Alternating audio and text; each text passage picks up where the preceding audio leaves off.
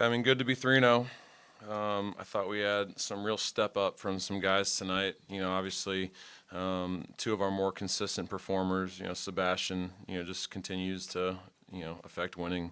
Keshan Hall just continues to get better every single game. Was great to see him kind of extend his range tonight, make 3 threes and 4 offensive rebounds, 11 total and 6 assists, right?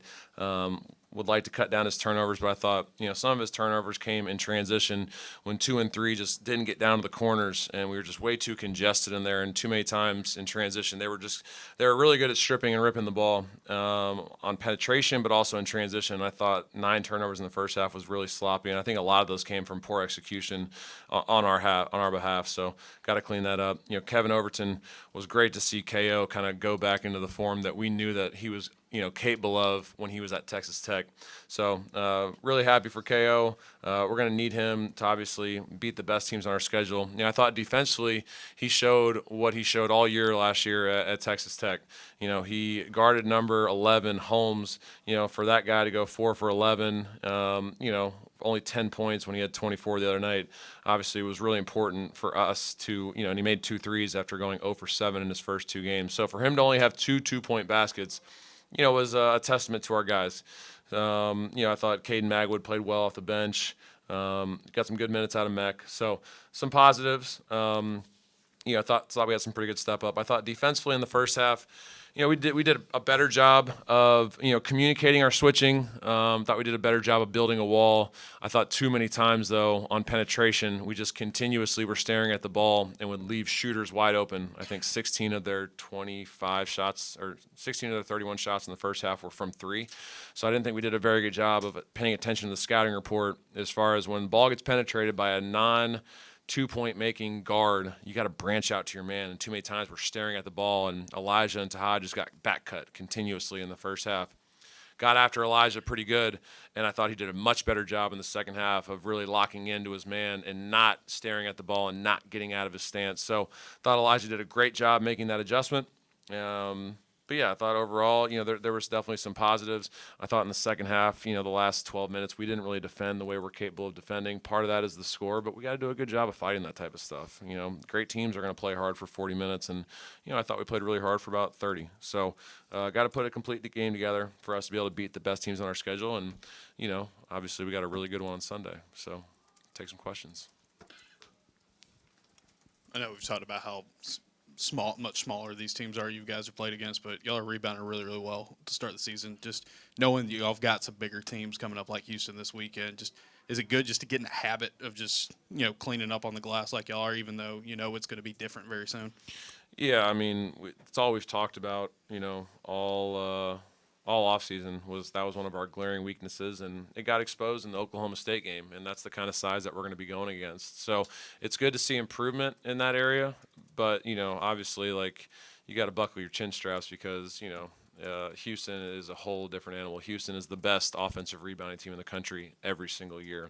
They play with a different level of physicality, a different level of energy, and a different just level of intensity that our guys, have not been able to experience yet. And, Keshan Hall and Tahad and KO are the only ones that can really speak to it because they all played against them last year. So hopefully that experience really wakes our guys up because if we don't hit a body every single time a shot goes up, they're going to go get every single offensive rebound and they're going to play volleyball with it. And, that they're going to get a bunch of me bounds. And we got to do a good job, on Sunday of limiting them to one shot as best we can. But they're going to get offensive rebounds. So when they do, we got to make sure that we get a body on a body and don't let it happen again. So, yeah, I mean, it's great to see us out rebounding teams that we're supposed to by the margins that we have, but also we got to understand that this is going to be a whole different animal on Sunday. Steven, speaking about defense, the moment in the second half where looks like they hit 2 buckets, you called timeout. Was that just like a coaching moment right there where you're trying to get on them a little bit? Yeah, you could call it that. Yeah, I mean, we got to find a way to, regardless of the situation, regardless of the circumstance, the standard is the standard, and we have to be able to perform to that. And if we don't, I've told them all along, I'm going to continuously coach effort and energy. That's all I'm going to, like, I'm not going to get mad at you for taking a bad shot. I'm not going to get mad at you for, missing a communication on defense. It's going to happen. But if you don't dive on the floor for loose balls, if you don't run out and contest an open shooter, if you don't run guys off the line, if somebody's beaten, you don't rotate over, get vertical at the rim. If you don't do the little things that are required to win, that I'm going to get after your ass. And that they understand that. And I thought they did a really good job when I brought them in. I got after them pretty good. They all were looking at me in the eye, and they all, nodded their heads, and they were ready to go. So it's just, those are teaching moments that I think are obviously really important in these situations. And, they got to understand that I don't care what the score. We could be down 30. I'm still going to coach that hard. And, obviously we were up 30. I'm going to coach that hard. So, they understand that that's just kind of who I am. And, it's just something that they got to learn from, and obviously something that we got to continue to build on.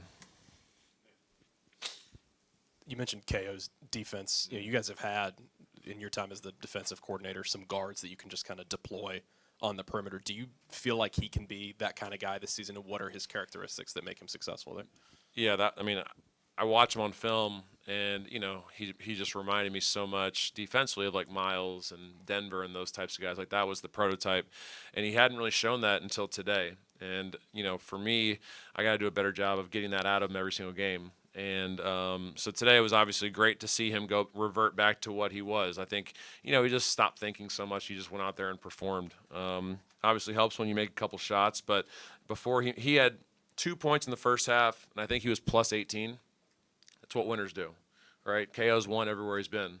So, and then obviously it was great to see him get 11 in the second half, but he was guarding when his offense he didn't have to score to defend. And that's what we expect out of KO. But we also know that he's capable offensively of doing some great things. But for him to be able to, keep his man in front, like, that type of stuff's contagious, right? If you see one guy keeping his man in front, like, that's going to make you motivated to do the same. So that's what we expect out of KO. Obviously, happy to see him have some success there, because he's got to build on it. Because, he and I talked last night. I was like, if we have any chance of being the best teams on our schedule, we need the best version of you. And, I think he took that to heart.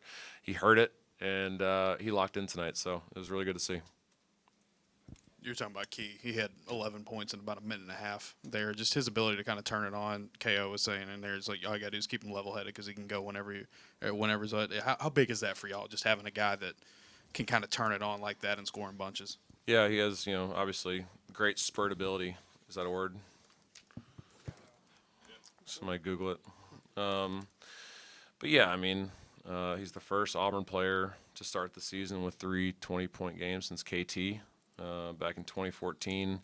So obviously his ability to, he's just he can score on all 3 levels, and there's not a lot of guys in college basketball that can do that at the consistency that he's done it. So, I thought in the first game defensively he wasn't very good, but obviously offensively he's just continued to show how versatile he is, and how multi-dimensional he is. And I thought he did a good job, obviously, of getting on the glass, and he had a couple of really, really man rebounds on the offensive side of the ball. So, plus 32 and the plus minus as well. Led us in the plus minus again. So he's just continuing to get better. He's done a great job of leading by example, and he's done a good job of using his voice in practice, and that's something that's really important for me as a coach. He echoes everything I say. And that's the type of leadership that we need on this team to be successful. But, obviously, we're playing a great team on Sunday, and we're going to go through some real adversity on Sunday. I need him to do those same things when Houston punches us in the mouth, because they're going to. That's what great teams do. How are we going to respond to that? I need him to be consistent in those moments as well, and I'm confident that he will. Stephen, you mentioned Elijah making that defensive adjustment in the second half. How did you feel about his offense, especially driving, getting to the rim throughout the game? Yeah, he did a really good job, I thought, of just being under control on his penetration. Sometimes Elijah's so fast that he gets ahead of himself and he gets a little out of control. I thought tonight he played with great tempo and great pace and great strength. And when I say great strength, they do a really good job on penetration of sending bodies and hands and raking at the ball. And Elijah did a really good job of playing physically with the ball and at his own pace, so that he didn't turn the ball over. And then when they did come in, he got really strong with the ball and would get it out. He had 3 assists, no turnovers, and he was in the paint most of the night. So for him to be able to do that was great to see. He went 6 for 8 from 2, did a good job of getting to the foul line. He drew 4 fouls. which was second on the team behind Key. So it was great to see him offensively, do what he's capable of doing. Obviously, it's going to be against a different level on Sunday, but thought he had a lot of really positives tonight that we can build on. You've talked about not being worried about Tahad with the shooting. Just third on the team in plus minus after another colder night shooting for him. How impressed are you that he just is continuing to do all the other things really well, even though I know he's got to be frustrated that the shots aren't falling? Yeah, the offense doesn't bother me at all. Like 4 for 17, I don't care about that. Like I know that his shots are going to fall. What I do care about is the attention to detail and the effort on the defensive end. Like he has got to continue to be locked in on that side of the ball, especially when his offense isn't going. And I have very high expectations and I have very high standards for Tahad being our only returner. So, he did a good job of facilitating the ball with 5 assists, had 4 turnovers. Obviously, good plus minus, but he's got to be better on the defensive end. He's got to dive on the floor for loose balls. He's got to, and when he is locked in, like he's such a great defender, but he has these moments and these lulls where he stands up and he gets back cut too many times, or he gives up an offensive rebound. And, I just know that I know what he's capable of because I've seen it on film so many times. And I watched the Houston game, and, like, that dude was in a stance for 40 minutes, at Houston. And that's why we won the game. It wasn't his offense. He was guarding. He was being physical.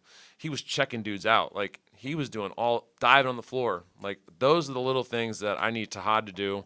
And I think when his defense picks up, that's when his offense will get going. I thought the first 5 minutes of the second half, I thought the reason why he made a couple shots is because he sat down and guarded defensively. And I thought that really helped him in his momentum, to obviously get the confidence to make a few. So I think he's just got to continue to do that. I have no worries that he's going to get back on track offensively. But until he does, the non-negotiables are the defensive end, and I need him to be great on that side until he starts knocking shots down. Because when he does, we got a chance. But we need him. I mean, we need him. For us to have a chance to have success this year, we need Tahad, to do the things we know he's capable of.